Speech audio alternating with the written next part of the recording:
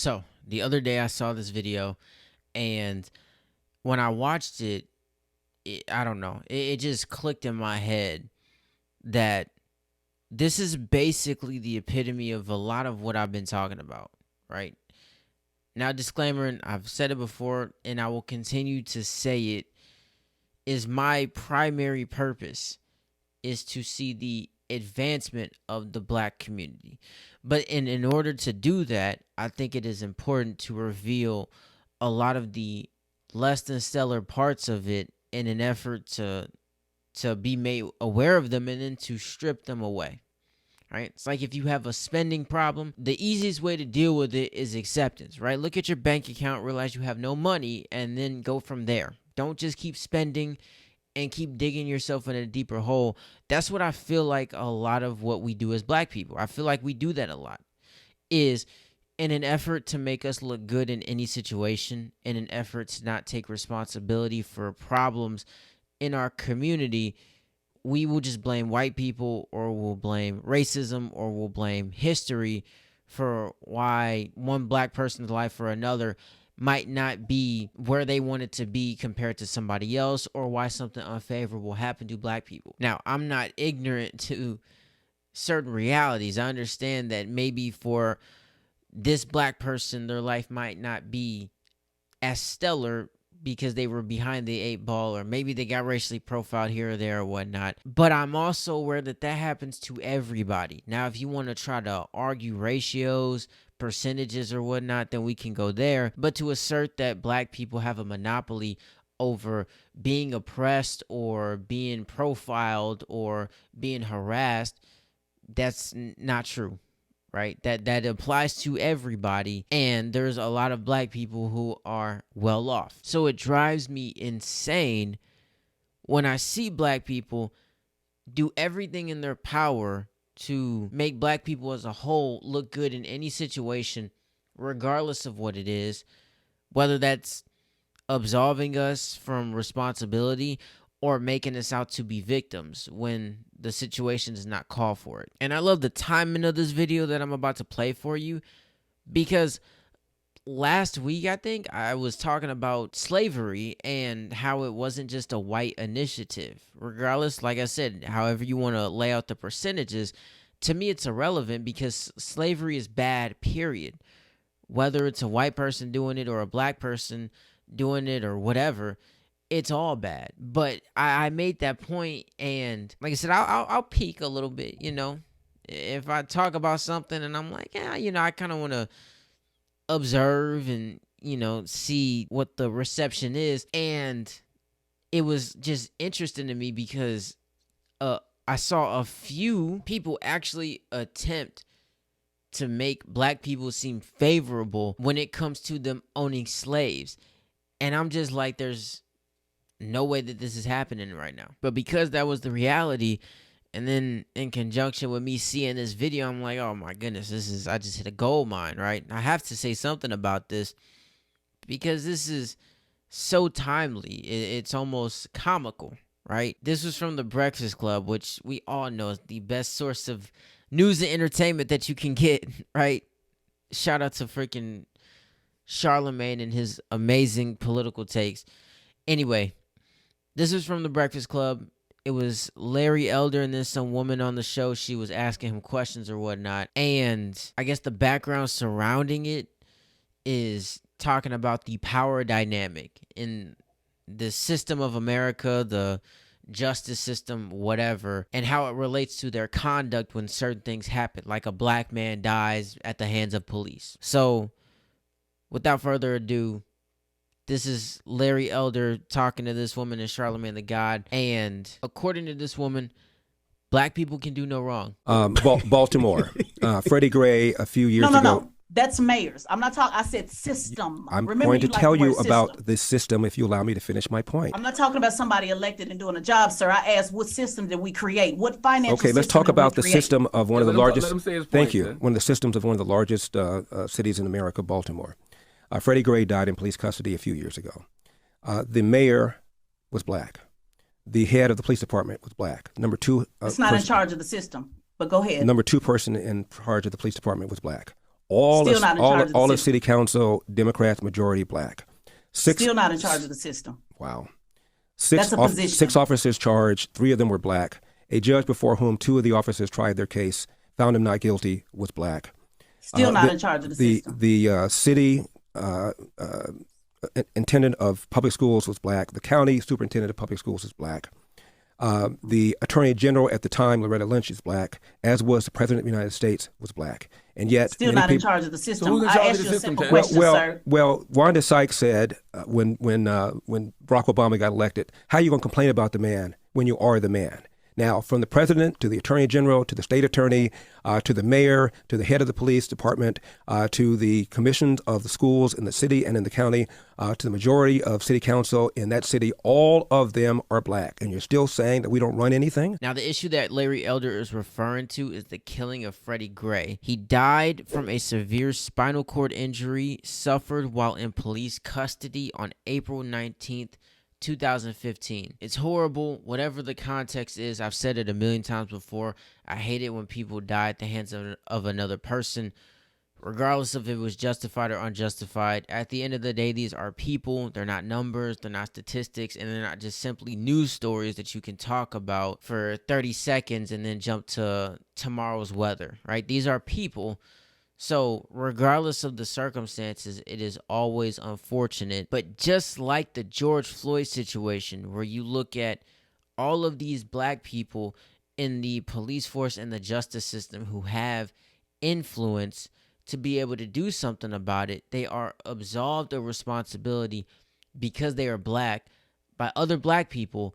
And then those black people guilt trip other white people into feeling bad for being white. Therefore, they won't challenge the fact that all these black people are in positions of power. Because there was a black man who was in a position of power to make sure that Derek Chauvin, or whatever his name is, didn't have a job. And if he didn't have a job, then chances are that the George Floyd situation wouldn't have happened. Regardless of whatever your thoughts are on it, the reality is that if you look at his track record over the almost 2 decades that he was on the police force, he had basically almost averaged a complaint a year, a major complaint a year, based on his conduct in regard to how he dealt with people when he was either detaining and or arresting them. But then as soon as the George Floyd situation happens, he wants to come out and try to save face, say we don't tolerate this type of conduct or whatnot. Well, clearly you have, for however long you've been a part of the force, and then however long he was a part of the force before you joined.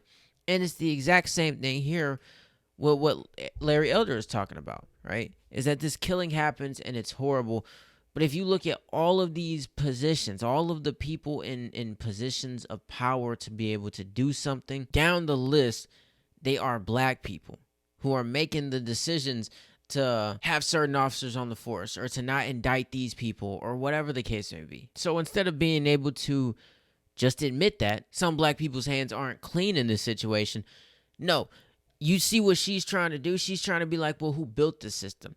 So you mean to tell me you want to go back 250 years and then maybe beyond that to try to use that as a reason for why this specific situation happened and why it played out the way that it did following his death? That's what you want to say.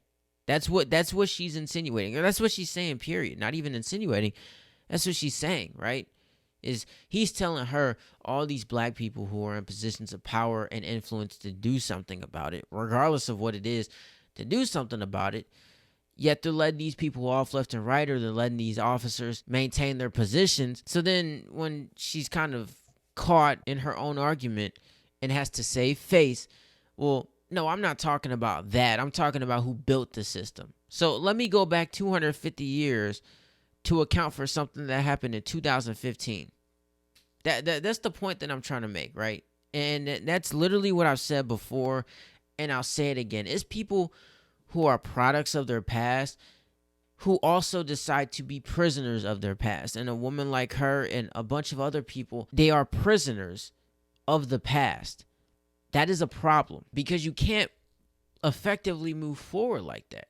You just can't, because you're always stuck on what happened, right? And it is so funny to me, the irony in a situation like that is you have a bunch of black people who are sitting around waiting for reparations, 40 acres, and a mule. And the reason I'm bringing this up is because Larry Elder has talked about this before, about how he thinks that reparations are ridiculous. Instead, we need to focus on working hard, making something of yourself, etc. And obviously she disagreed, but like the situation is so ironic because somebody like her, she's going to look at like hard work and making something of yourself as a black person as extremely difficult, if not impossible, and reparations are the thing that we need, and it's probably the easier route to go. When in reality, it's a lot easier to build yourself up and to make something of yourself because it's more practical. It is highly unrealistic that we're going to get reparations, 40 acres, and a mule because it just doesn't make any sense. You're going to track down descendants of slaves and what, shell out a check, like give them a piece of land and tell them to F off? No, you're not going to do that. No, what you're going to do is you're going to dangle the carrot over black people's faces, right? They're going to think that they're going to get it, but it's impractical, right? It is more practical to just work hard and build yourself up, right? But a part of our soft reparations package is that society has allowed us to just paint black people in this unscathed light. And then a lot of the times what follows is just a relentless bashing of white people. That's how it goes. And I'm like, bro, you're going to live a miserable, unfulfilled life if you go down that road. And this is not in an effort to put down black people such as herself. This is in an effort to be like, hey, snap out of it.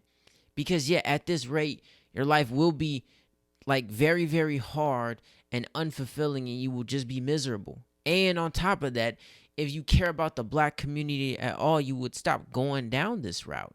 You would, because it's not productive. As I said prior, this community has issues, but that's not exclusive to black people. Every community has issues. But if you look at me, I'm a black person. So although I wish the best for every other community and just human beings in general, right? I push for the betterment of human beings, but it's no secret that we divide ourselves based off of race, whether it's consciously or subconsciously. Whenever we're quoting statistics or we're recording them, we divide it based on race. That's just how it goes. So when you divide it by race and you look at black people, we lack in so many departments. We do. And instead of doing what we can do, what we can control to address it, no, we just look at white people and say, you guys are the problem. And then when a black person comes and they say, well, no, we kind of, caused some issues here. Our hands aren't clean. Well, then those black people will try to like backdoor their way to make us just look favorable. That is problematic. That's like your kids sucking at sports and you're telling them that they're fantastic and you're amazing. No, if they suck, you need to tell them that they suck. And ideally, they take that information and then they get better. But if you lie to them, or if you paint them out to be something that they're not, you're feeding them a false sense of reality to preserve their feelings, right? Which is a problem for us as black people because, and maybe I could be wrong, but this is just my perception, at least compared to white people, we are so emotionally driven, it's insane because it opens the door for us to be so easily manipulated. Things like slavery and racism, they strike a chord with black people. Even if you did not go through it, whether you don't experience racism on a daily basis or you weren't a slave, you still might be emotionally sensitive to those things. And I get it, right? To think that, your grandparents or great-grandparents went through something like that is horrible. And I'm not denouncing those feelings. But the people who run the world, the people who run this country, the people who pull the strings, they know that information. Right? And they can even do tests on it, right? Take any random black person and have a white person call them the N-word. They're going to lose their mind. They're going to freak out. They might have a panic attack. They might go freaking try to F somebody up. They might go try to F the person up. They might go do something erratic. Why? Because it strikes an emotional chord, right? Now, for me personally, like I said, I don't care, right? Because it operates in twofold, right? On the one hand, you're a white person saying the N-word in the exact same context that a black person would say it in. Now, in my opinion, I don't think the meaning of the word necessarily changes depending on if you have a lighter skin complexion, I think the meaning of the word changes based on the connotation that you use it in. Now, that's not an invitation for people to just start saying it.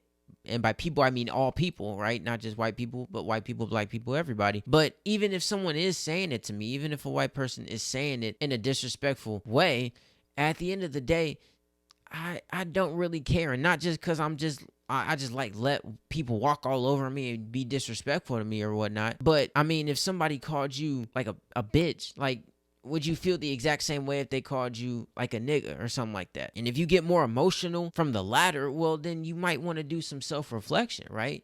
You might want to observe and analyze why a word has so much control and power over you when it's spoken by someone who has a lighter skin complexion than you, right? But it is just the epitome of how emotionally like charged and driven we are, which leaves us open to manipulation. We believe we're getting these 40 acres and a mule, so we don't do anything in the general sense, but sit around and wait for it, which is a problem. Because as each day goes by that we don't do anything, the community itself is deteriorating. The culture is getting worse and more perverted and more toxic. Because we're not actively addressing issues in the community, you have people who will look at us, black people who will look at us and just assert that everything we do is just amazing, right? We are at fault of nothing, right? We are victims of everything because we haven't taken an honest look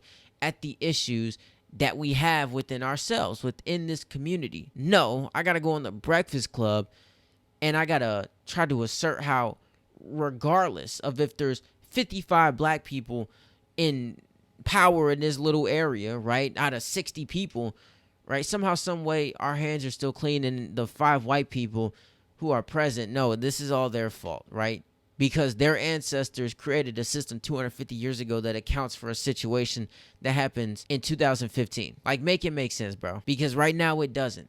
There are so many issues within this community, and it is so frustrating to see, because I'm like, man, we're not doing anything about it. And then when a black person tries to say something, you got a bunch of other black people who try to shoot them down because they assert that they're selling out to the white man because they're not kissing other black people's asses. Then we look around and we're like, oh my goodness, why are there so many issues within the community? Like, what's going on? Come on, dog. Personal responsibility. I preached it before. I preach it again, and I'll preach it for the rest of my life. I'm not ignorant to history. I just choose not to be a prisoner of it. Because what's very, very practical is that if I work hard, some stuff might happen. Especially when you come to the realization that not every single white person wants your neck, and that not every single black person is a saint simply because they've been raised up to be a victim and society just needs to coddle them because they're made of glass. Both of those assertions, as common as they are, they're freaking nuts. The great Scott Hall once said, hard work pays off, dreams come true, bad times don't last, but bad guys do. Guess what bad guys and gals aren't doing? They're not sitting around blaming a bunch of other people for the stuff that they got to deal with or the problems that they have to endure. No, they get up and then they go take them on. And that's not to say that they don't have a bunch of extenuating issues that are impeding on them. That doesn't mean that they weren't behind the 8 ball. Some of them, right? I acknowledge that.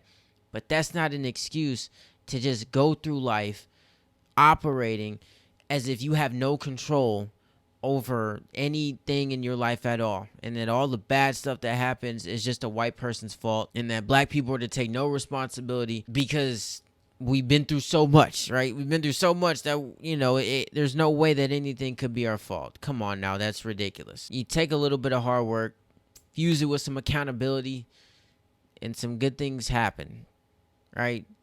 And trust and believe that that's not exclusive to just 1 or 2 races. No, that applies to everyone, including black people. So try it for a week. Let me know how it goes. If nothing happens, F it. Everybody's a racist.